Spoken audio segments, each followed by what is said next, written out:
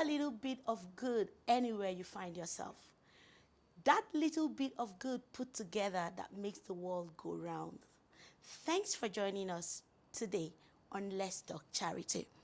My name is Anozeng Ogozi Peters. And my name is Esneto Kunrotifa. So the Let's Talk Charity Show is all about putting humanitarian work into the limelight. Not only that, we are helping disadvantaged and minority groups across board. Exactly. And you look amazing today. And you look beautiful on this yellow. Thank you so You know, much. sometimes when I see you, I just feel I should be a Nigerian black woman. Thank you so much. So today we are discussing human immunodeficiency virus. Exactly. And we are talking about the stigma that comes. I was reading something and I realized that there are so many people that are consistently being stigmatized because they have HIV. Exactly. They see it as a death sentence. But it's not. It actually isn't. And today we have someone who very special who is going to be enlightening us on more on HIV and AIDS.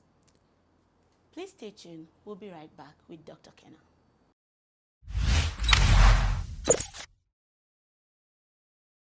Welcome back. Dr. Kenna, it's nice to have you here. It's always a pleasure being around. Thank you so much. But before we continue, I'd like us to watch something on HIV.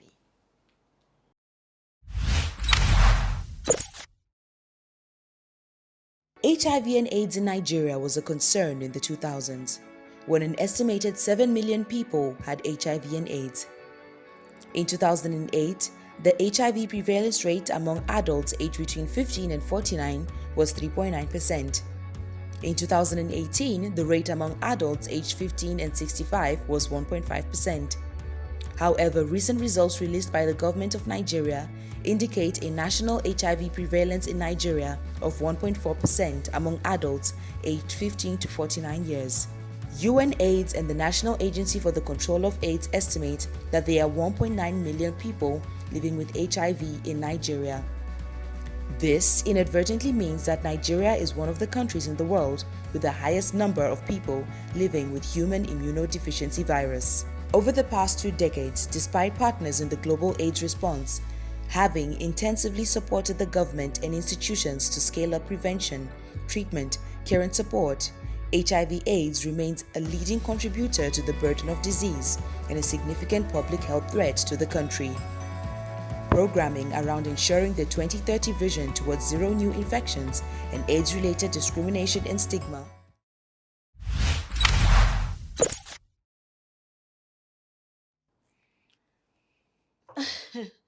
So far, doctor, it's overwhelming on the alarming rate, people living with HIV and AIDS.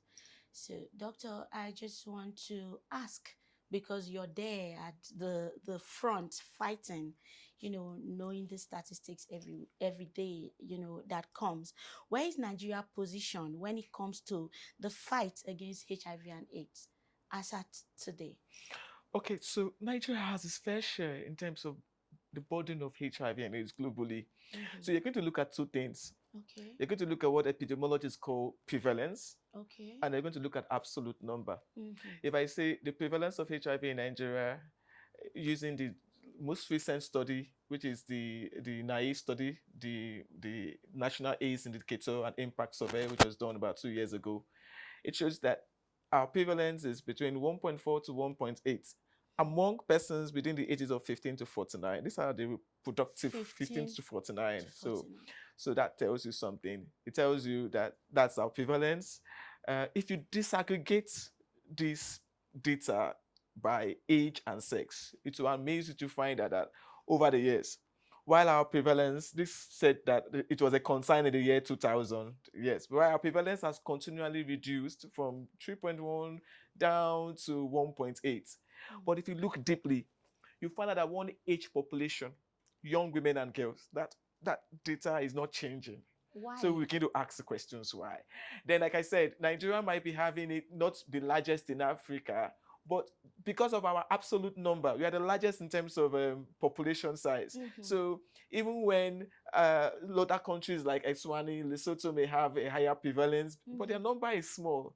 Our population is large. So having 1.8 million persons living with HIV in Nigeria is not a good thing. Yes. And so Does it mean that we're not doing enough as a country, or does it mean that the sensitization rate, it's not much enough? I almost do not agree to this. Look, HIV and AIDS has almost every language in Nigeria has a word for HIV and AIDS. If you check in Igbo people, they have a word for it. Mm-hmm. So sensitization is not what I think. I think that the information you have, how has it brought about an attitudinal change? Mm. Because a professor of medicine, a professor of law might know what I've heard of HIV, Mm-hmm. but when it comes to using HIV prevention methods, at that moment, that is knowledge as a professor. Has it brought about his attitudinal change in trying to use? Today we have a lot of issues why HIV is still a concern in Nigeria. And I'm happy. I'm happy at this point when everybody is talking about COVID-19. Mm-hmm. Some persons like your organization is trying to talk about HIV as the other pandemic that is living in our minds. Why is it so? The reason why HIV and AIDS, well, we are doing well. In the national program, you can see the graph coming down. Yes. But why can't we get to zero? First, like I told you earlier on, look at the prevalence. Young women and girls are still the age of concern. When you are 14 to 18, those young girls are the ones that are mostly raped. Those are the ones in Nigeria who do not have control of their reproductive rights. They're the young girls who are sold out to early marriages. So until we address those domestic problems we have in strengthening women and girls' capacity, because I tell you, for every sexual intercourse, if the woman says, I will use a condom or no sex, every sex will be protected. So empowering the young girls to use combination prevention approaches is very, very key in ours. But the other issues that are very domestic for why HIV is still a concern is, let us go to what happens, access to care. Now listen, this is how HIV AIDS is. The benefit of treatment. For persons to take HIV treatment, one of the major benefits is that it reduces the virus load. It's not like it raises the immune system. It makes them clinically stable. But the public health benefit is that it reduces the risk of transmission. So imagine that the 1.8 million persons we know in Nigeria are on antiretroviral drug. There will be no new infection. But why are people not taking antiretroviral drugs? That is if they know where to get these drugs. If everybody that is currently HIV positive in Nigeria, first of all, they have to know their status, because 1 in 5 persons living with HIV does not know that they have HIV. Exactly. So if you scale up testing, you can know their status. And if second 90 is that for everybody who is HIV positive, if you can access care. And why are we not accessing care? Let us tell you why. There are reasons why people are scared. The real virus today is not HIV virus. The real virus is stigma. Exactly. Stigma is the reason. And who is fueling stigma? Let me tell you why the religious leaders are The religious leaders are fueling stigma. Imagine that I'm a very popular person in my church. I'm a very popular person in my church. I've been working very strong and I want to get married in church. And I go home. The marriage committee will sit down. The marriage committee will ask me for my HIV results. As if they are the ones providing the care. And so when kind of thing happen, I will not go to church I will not want to show myself. And in the other way around, the lady wants to get married. So people don't even come out to address these issues. People don't go to. I have had a situation back here 4 years ago when I had a very serious stigma that killed one of my clients. What happened to the man? He went with his wife. This man went with his wife for HIV testing. The man was positive, the wife was negative. The nurse, the healthcare worker who did the test was related to the wife.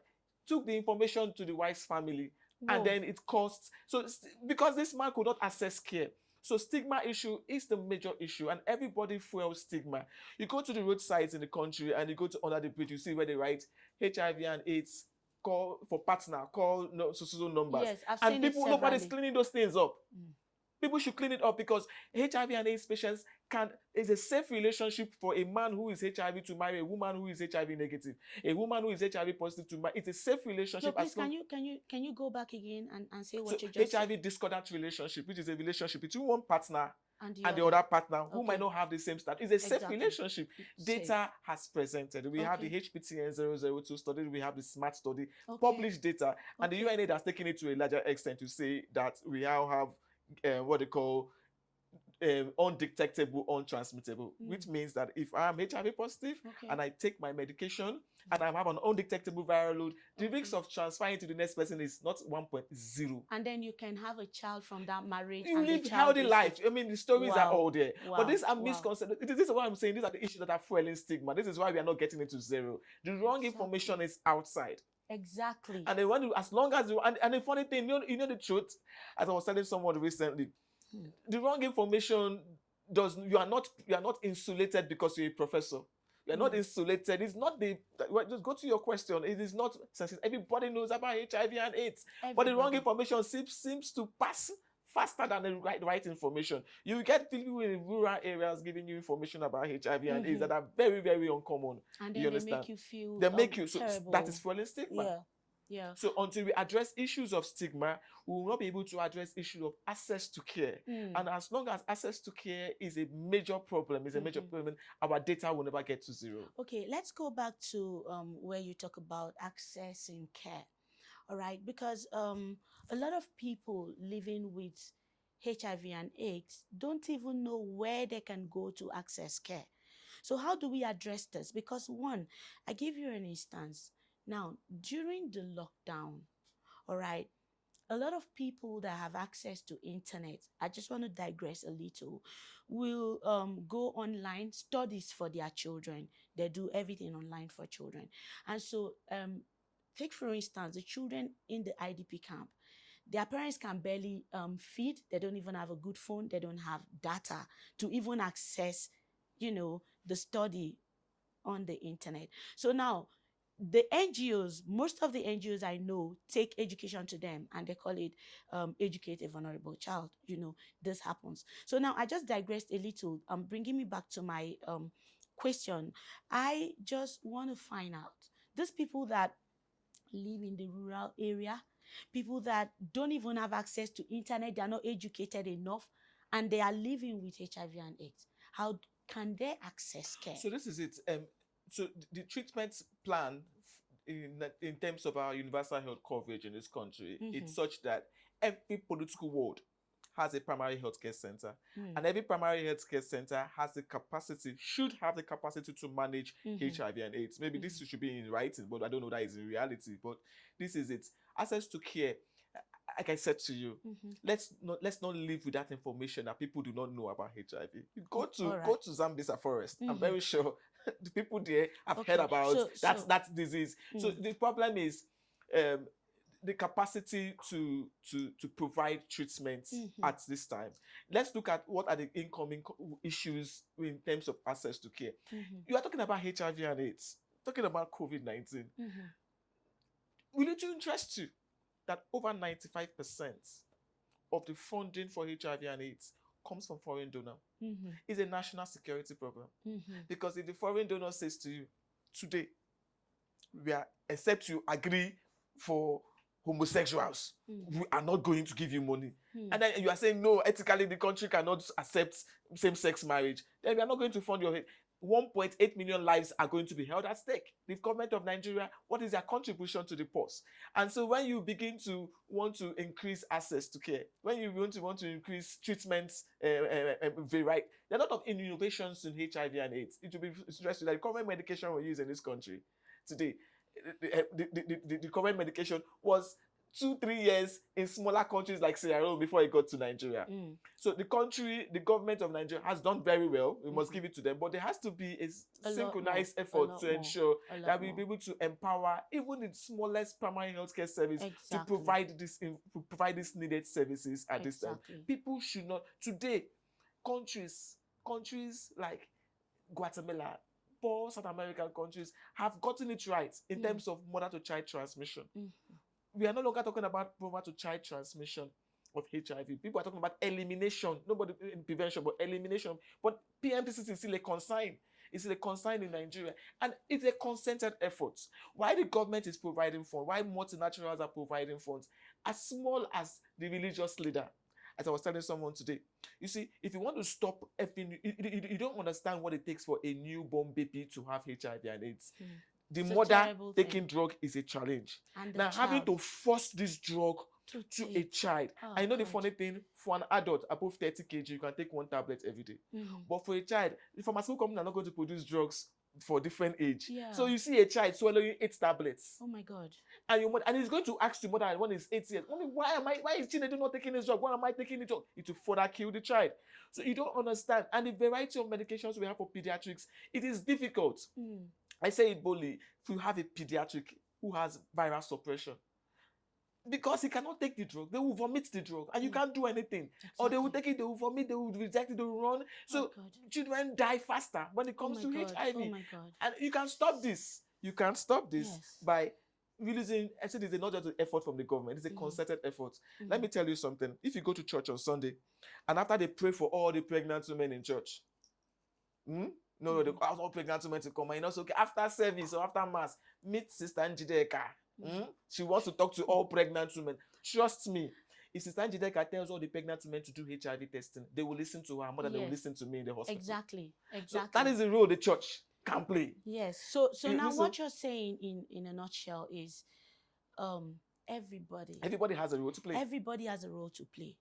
In your community, the health centers in the village, even up to the pharmacy, like there's no pharmacy, the chemist shop in the village, they should be enlightened. They have a role to play.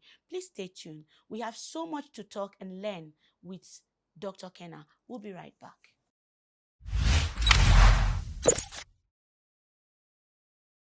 Welcome back. It's been an amazing educative section with Dr. Kenna. Now, just the last question before you go, because I know that a lot of people listening to us right now have learned so much and they are so excited that this is coming up and, I can imagine. So I just want to ask the last question now. I don't know. What is the hope for people living with HIV and AIDS? In Nigeria, good. So first of all, we measure what you call hope as prognosis. What is the expected outcome? Exactly. Getting an HIV positive infection. Currently, there is no change. I use the word. There is no change in life expectancy as long as you are taking antiretroviral drugs. And the antiretroviral drugs are available in country. Has been available even with COVID-19 restrictions. Sorry, are these drugs available for free? So they are free, currently in free. But these are issues that we need to come again. It's just last year, just by this time last year, Okay. March 29th, there was a lockdown in the country. What will amaze you to find out that majority of the antiretroviral drugs that we are producing, that we are using in the country, came from China. So when China closed down, So there was it almost no automatically- antiretroviral drug in Oh this my country. God. These are one of the issues. So why can't we produce it in country? These are the issues that we're having. Having to depend on other countries' economy and other person's issues for the sustenance of antiretroviral drug is something we need to correct. That's fine. So since the lockdown, since China came back, and we can have antiretroviral drugs, but that's the first thing we need to have. The country has to ensure its self-sustainability to producing antiretroviral drug in country is the first thing civil society has been pushing for. Okay. Secondly, to say that the life expectancy does not change. As long as people have taken antiretroviral drugs daily, reduce the risks of reduce the risk. There's no they will make clinically stable. They live normal lives. Okay. But then are the issues that we need to come into terms with is the fact that even now, what patients used to take tablets every day, there are new innovations. Within the next, maybe COVID-19 is really, really blindsiding a lot of information. HIV vaccine is almost in the third stage of clinical trials. HIV vaccine is protecting people who don't have HIV from getting HIV. That is a wonderful innovation that we are getting. But we've not gotten there yet. Yeah, the vaccine is in the process of FDA approval. But very soon, before a drug is released, it goes through preclinical trials, clinical trials, first, second, third stage, and post-marketing surveillance. And this is before FDA approval, so it's very soon we're going to get to HIV vaccine. Even in the antiretroviral drugs we are talking about, a very new innovation has just come out, which FDA has approved. Cabotegravir rilpivirine combination is now going to be like an injectable that will going to last 1 month. So instead of taking tablets every day, You're going to take it once in a month. And the study that I just received recently, that the long releasing of this version of these drugs can even last up to 2 months. So HIV is not a concern in terms of getting it. Living with it positively is a concern. Stemming down stigma is a concern. These are the real concerns. As long as you can get stigma out, you're going to get people living with HIV as nothing, because it's a chronic infection. Normal lives. Very normal lives. So that's why you say the hope. The prognosis of HIV, as long as the antiretroviral drugs are constantly available without having to be depending on other countries for it, and we renew innovations that we have, I think the face of HIV and AIDS in the world is good. And I think we are on a roadmap to ending AIDS by 2030. Thank you so much, Doctor. Wow. I don't know, but this for me, it's mind-blowing, because it has really opened our eyes and had educated us the more to know that you can live a normal life with HIV and AIDS when you follow the right procedures. Just take your drugs. And today we've got to understand that a vaccine is on the way that can prevent people from having it, and can even help people living with it, for sustainability. So just a word of caution too, please. When you, for any reason, we preach for combination prevention therapy. We say that use condom. Remember the ABCD, abstinence. Okay. In medicine, we say that what is ideal, but in reality, abstinence is not ideal. It's not real. So being faithful to your partner, the use of current condoms consistently and correctly is the key word. Then the next one is the drugs. So if you have used the condom and it failed you in the course, within 72 hours, please try and reach out for post-exposure prophylaxis. They are available. That is if you're HIV No, positive. whether you're HIV positive or not. If you have an unprotected, if you had a sex that your partner is unsure, and then within 72 hours after, you use combination prevention with action. Abstinence is what we preach for, is the most ideal form. When that is not possible, be faithful to a single partner, use condoms consistently, correctly, and there are drugs. That is ABCD. The D part of it is their drugs. The drugs will be pre-exposure prophylaxis or post-exposure prophylaxis. In the pre-exposure prophylaxis, let me go to the post-exposure prophylaxis. If you have unprotected sex, or you had sex and then perhaps the condom just goes off in the course of it, within 72 hours, there are medications that you can take. You can always reach out, go to Google and search out for organizations that provide it, or go to the nearest healthcare work. So they provide these drugs for you. You can take it for 28 days. That significantly reduces the risk of getting HIV from. Then the pre-exposure prophylaxis are drugs you take continually, and maybe it will be and then it protects you from getting HIV and AIDS. But there have arguments against pre-exposure prophylaxis as a specialist. The first argument is that these drugs are going to be taken every day. The major problems HIV and AIDS patients have today is taking drugs every day. Do you think that somebody who does not have HIV... It's so difficult. Yeah, so the pre-exposure prophylaxis for those who don't have HIV, they taking the drug to protect them. The question is, the motivation to take the drugs because you don't have HIV, is it there? So, and if they begin to take the drugs anyhow, you may get resistance, and then when they finally get HIV, the drugs will not work for them. And you get tired. For how long would you keep taking drugs? So as long as your exposure. So in Nigeria, the government of Nigeria in our last guideline review has approved pre-exposure prophylaxis for 3 sets of people. People who are living in a discordant relationship and their partner are not virally suppressed. Discordant relationship, the partner is positive. So female sex workers and people who inject drugs. This set of people, female sex workers, men who sleep with men, key population generally. These are the people we want to give pre-exposure prophylaxis. But I have a personal misgivings about it, and I would say that the funding for it, we have 1.8 million people in Nigeria with HIV and AIDS. Less than 1 million, about 1 million people are accessing medication. You have a treatment gap. You have not finished with people in Israel. You are going to Gentiles to go and treat them. So let us saturate those who have HIV first with the treatment. Secondly, the funding does not come from your country. It comes from other people's country. Exactly. We have an issue of funding gap to support pre-exposure prophylaxis. Third issue is that if you make pre-exposure prophylaxis very easy to access, nobody will use condom again. So you'll be rubbing Peter to people. HIV might come down, but STIs will go up. Unwanted pregnancies will go up. So we are very careful in pushing that. But these are things. But in the face of where we have in the second, third stage of clinical trial, where the vaccines are coming up, I think that's the biggest thing today in HIV, having a vaccine as we have COVID-19 vaccine. And trust me, when the HIV vaccine comes out, nobody will care if it's AstraZeneca or Johnson and Johnson or Moderna or this. The vaccine hesitancy to COVID will not go Everybody will with vaccine just want, hesitancy to yeah. HIV. Everybody will go to it. Mhm. So it's a good innovation. Thank you so much, Doctor. All right. It's been an amazing section with you. And before you leave, we have a tradition of letting you remember that, making you remember that you were on our talk show, and then we talked about those things to help people. So we will just give you a little gift from us, Carry That Media, and Let's Talk Charity. Thank you so it's much. so nice having you around. Thank you so much. Thank you so much. Thank you. All right. Thank you so much. Thank you. Thank you. I think so. Thank you so much, everyone. And right now, we will be right back.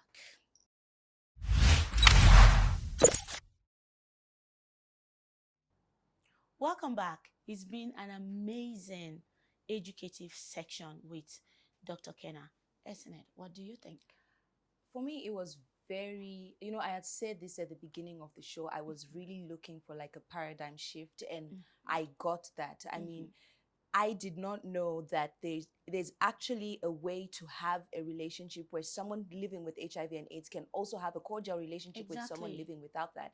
And I think there's also a need for sensitization out there, because there's a lot of false information that is going on out there. And I think lastly, I would also say that people need to actually know what discrimination is. Because I didn't know that if you save someone's name as maybe Tony HIV, that's actually a form of discrimination on its own. Which you and I can't even do that. Exactly. But I feel more people need to be made aware of these things. And it's against the law. Yes, it's actually against, and you have a right to say, sue. You have a right to actually say you don't want to get tested. It shouldn't be enforced on you. It shouldn't be enforced I learned on so you, much from Dr. Kema, so much. Yeah. So, I don't know. I don't know how I'm feeling right now. I don't know if I'm excited, or I don't know if the whole information's kind of left me in a place just thinking. But I think so far it's been educative. It's been extremely educative. It's been amazing. Yeah. And please don't forget, you have our numbers running on the screen, our emails, our WhatsApp numbers. You can reach out to us. If you're out there and you're looking for a center where you can go and get free drugs, you're looking for a consultant that could talk to you about HIV, or you know someone that's living with HIV and AIDS and they don't know how to go about it, please call. Please send us a mail. Let us know what your problem is, and we will, direct you to the right people. Thank you so much for staying with us. Until next time on Let's Talk Charity.